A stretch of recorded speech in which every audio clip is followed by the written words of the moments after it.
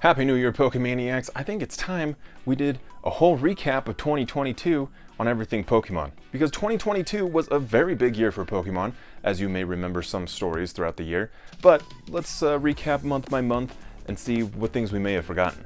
Just like this story that I totally forgot, Pokemon Legends Arceus came out in January. Can you believe that? Feels like this game came out forever ago, but also at the same time, nowhere near that long ago. Maybe I'm crazy, but this game was fantastic.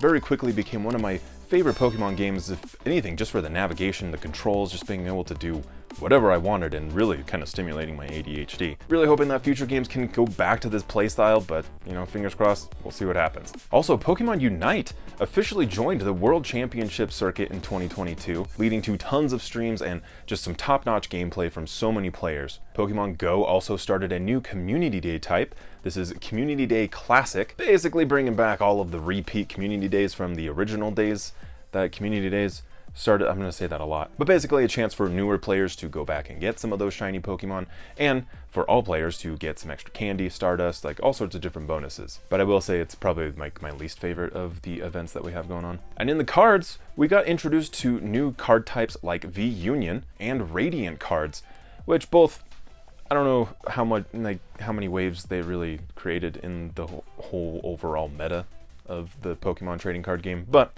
still pretty cool to see some innovation and new things coming out. Then moving into February, we got the Brilliant Stars TCG set, which in my opinion was a great set. Very beautiful, had a good aesthetic to it. And during that time, we also got a very interesting theory. This was before Scarlet and Violet was officially announced, so we had a very interesting theory around what Gen 9 actually was going to be. The theory was based around Professor Laviton from Legends Arceus, all based around Raichu's Pokédex entry. So basically, when you go back to Fire Red and look up Raichu's Pokédex entry, it states that careless contact with a Raichu can cause even an Indian elephant to faint, which, as you know, Copperajah is kind of themed after an Indian elephant. And even in the Pokédex entry for Legends Arceus, the professor states that a Raichu would incapacitate one of the Copperajah of his homeland. Now, Galar was the first region that we did see Copperajah, and Copperajah's Pokédex entry states that it came from a region long ago. So basically, it was trying to like tie this all together to basically say that Gen 9 was going to be more of like a Middle Eastern Indian theme, which honestly could be pretty sweet. But we all know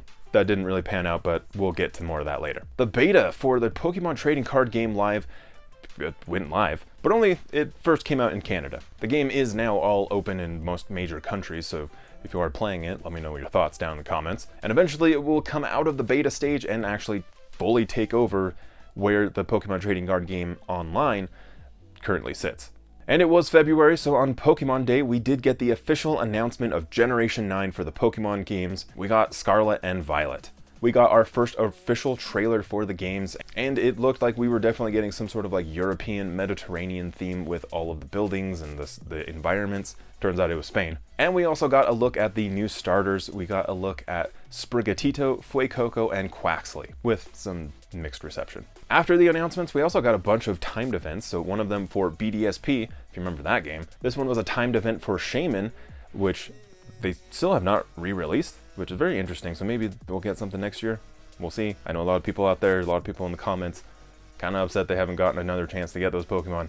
I can't blame you. And then in February, we also got the very sad announcement that the eShop for the 3DS and the Wii U were getting shut down in 2023. The shop is no longer accepting funds at the time of this filming, but you still have a chance to buy stuff in the eShop until March 2023, so if you haven't done anything with it yet, just go jump on that. Hopefully you have some funds left over. And speaking of March 2022, in Pokemon Go, we finally started getting the Alola region in the game with a small little trickle of some Pokemon. Cell phone accessory maker Casetify also came out with their next line of Pokemon gear, and I'm really hoping that they do another launch here soon. It's the stuff that I use on my phone, and I would just like to have something kind of cool and Pokemon themed on there.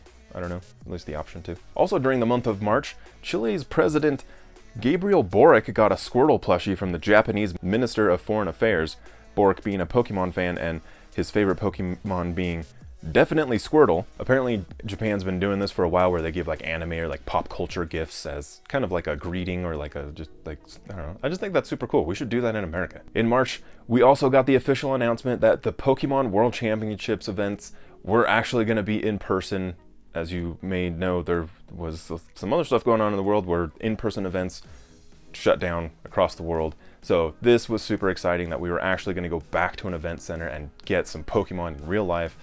That was awesome. And they revealed that it was going to be in London at the London Excel Event Center. But again, more on that later. And in Japan, Pokemon had their first fossil exhibit ever. They took over a whole museum and used a lot of stuff that they used from the World Championships in prior years to show off dinosaurs and encourage people to come in and learn more about dinosaurs and fossils. I thought this was amazing. I really hope that they are able to do something like this again and in more places. I don't know how well it'd be received, but I would be completely stoked. And then we got another event in BDSP for Darkrai. This was due to the new moon, and we haven't seen it since. It was only open for about a month, and so hopefully you got it. In April, the Pokemon Company International made the ballsy move of purchasing the Millennium Group, which is the company that Pokemon has partnered with for many years to print the Pokemon TCG over here in the States. Since 2015, they've been partnered together, and the Pokemon Company has stated that they aim to further develop the Millennium Print Group's capabilities, infrastructure, and scale to become a premier printer of trading cards, serving the broader industry. So we'll see what ultimately this means. We've been getting a lot of reprints of a lot of past sets. Print quality, still a little but not as bad as some other the past generations, so hopefully they work out some of those kinks so we get some better print quality, we get some more of that money getting pumped in there to get us, better quality cards, better quality prints. We'll see how this pans out. In May, we got the release of Astral Radiance, which is another great set from the Pokemon trading card game. It is a set that I didn't spend enough time in, but I do have tons of stuff ready to open, but we'll be doing that here soon. Also in May, we got the web series Hisuian Snow. This was an anime all taking place back in the Hisuian era, where we had our main protagonist, Alec, going out on a journey, meeting a shiny Zorua. This was actually a really cool story, kind of like a father-son thing. I thought it was kind of cool, and just beautiful animation. They always nail it with the animation. Also, the US, we started getting new Pokemon Center vending machines at various locations.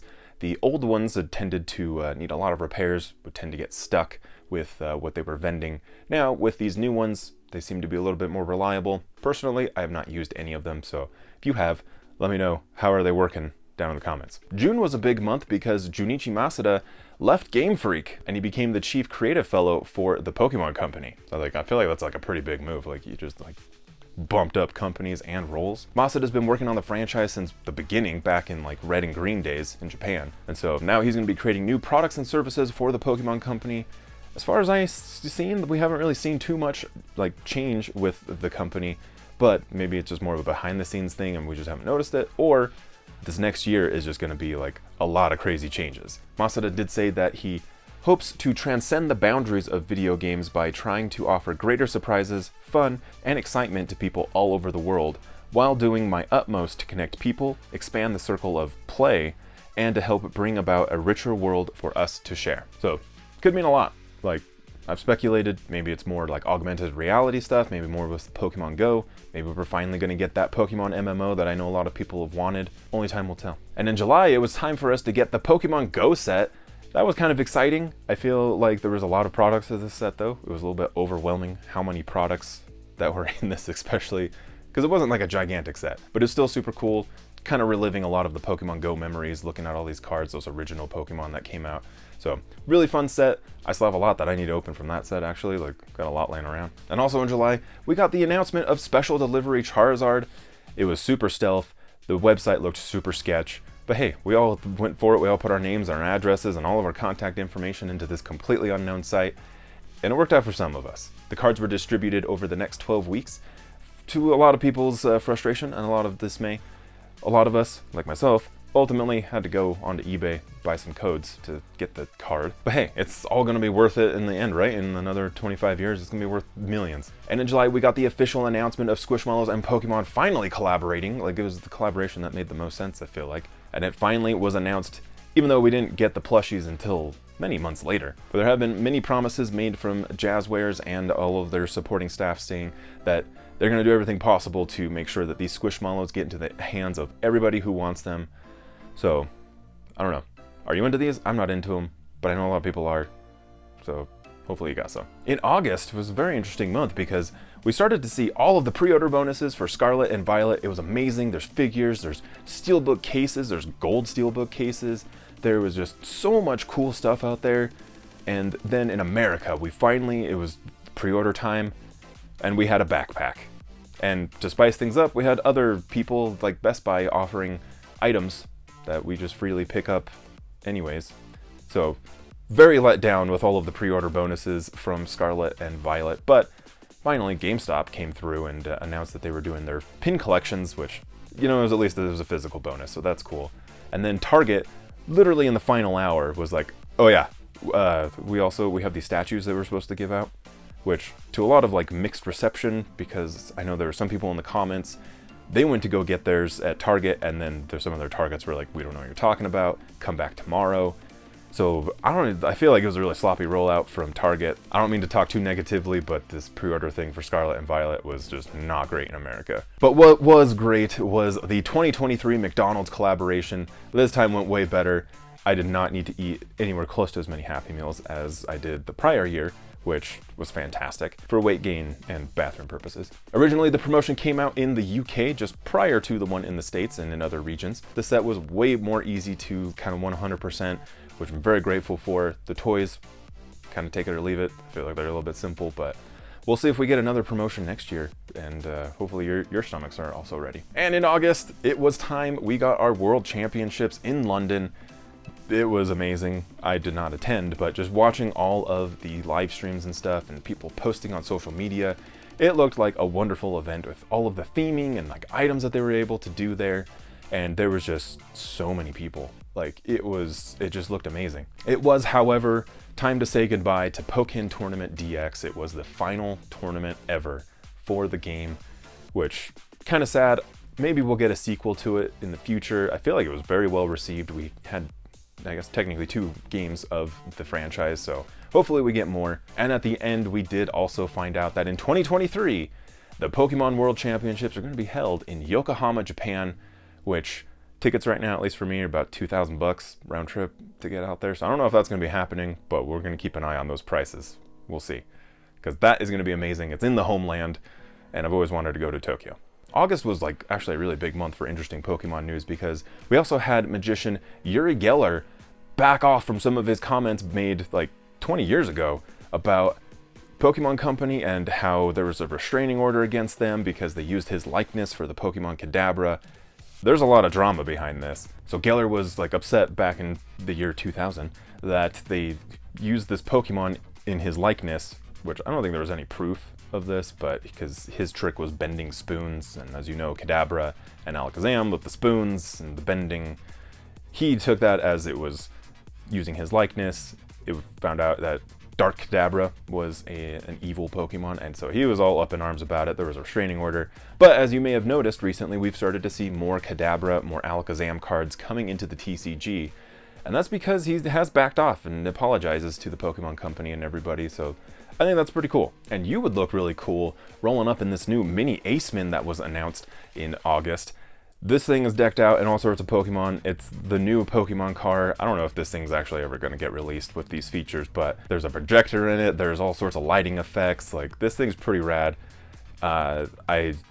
I don't know, maybe I'm interested in picking it up, I don't know. In September, Netflix got a new Pokemon movie. This was originally aired at the Pokemon World Championships, but the public on September 23rd was actually able to see this movie on Netflix. This is the Arceus Chronicles, featuring Ash and gang, going back in time to solve all sorts of different puzzles with figuring out more about Team Galactic and the Hisuian region.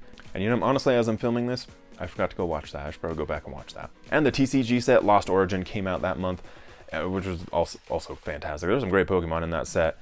Also, I have a lot just kind of sitting around. I need to open that up, so again, that'll be coming up soon. And the Pokemon Company released Pokemon cards in simplified Chinese, which this opens up a whole new market for Pokemon cards in mainland China. That's where they speak simplified Chinese.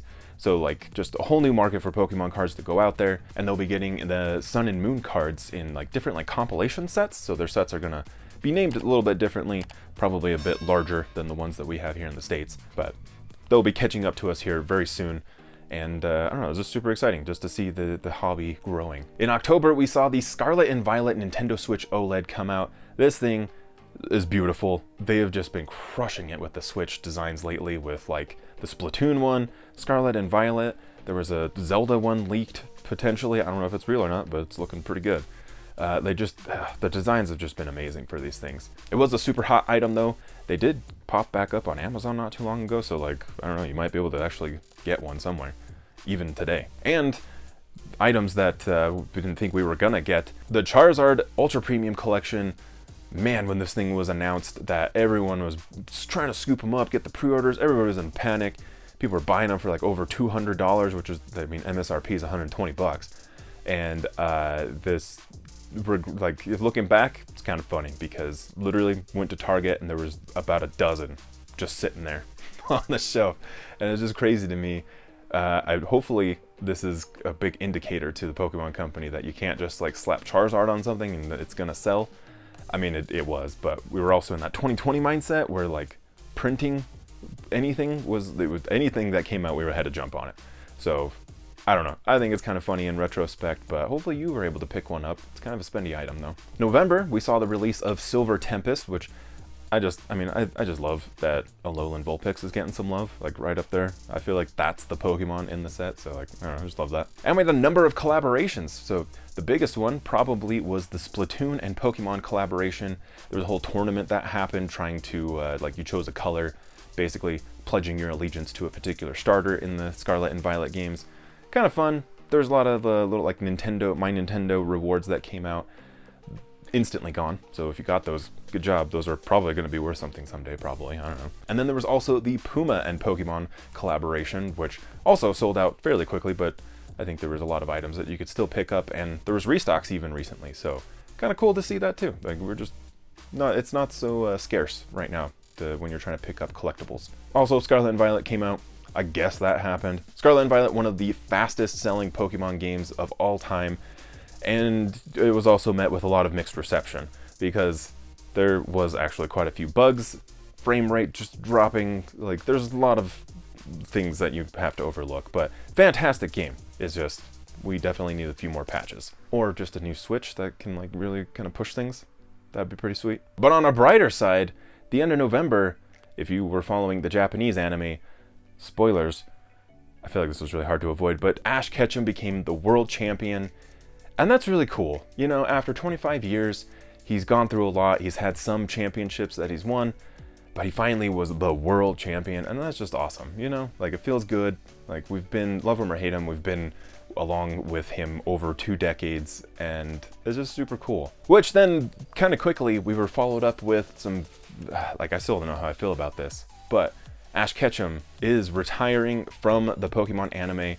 Pokemon, they're gonna do some extra episodes where they're going to be sending him off, doing kind of some sort of like homage to his journey. So very excited to see those episodes. Again, spent most of my life with this guy, so like part of me is like, yeah, we got to call it at some point. But now that it's happened, I'm like, he's not done. I'm like, he's just getting started. Like, what's going on here? But we did get the announcement of the new Pokemon series that's coming out following new protagonists. So I'm very interested to see how this goes. I don't know, but I'm used to it from a lot of other series. Like, I don't know if you guys have ever been into Beyblade. There's all sorts of like different groups of kids that we're following there. Digimon also always bringing in new groups of characters. So this is gonna be exciting. Like, it's a whole new era of Pokemon, and I don't know, I think we should be excited for that. 2023 is gonna be probably really crazy with all of these changes. We've got a whole new TCG set. We've still got everything with Scarlet and Violet just evolving all the time with the meta, the battles, like events are coming through. We've also got Crown Zenith coming out, the TCG set. It's the final farewell to Sword and Shield. The first wave of products comes out January 20th. It's gonna be an expensive set. We're gonna be buying a lot. But let me know, I know I didn't cover everything, so let me know your favorite stories down in the comments. Let me know what you're excited for in 2023. What have you been up to? Check out other videos from me right up here, and hope you guys have been good. Hopefully you got some New Year's resolutions. Take care of each other out there, and I'll see you guys very soon on the next one.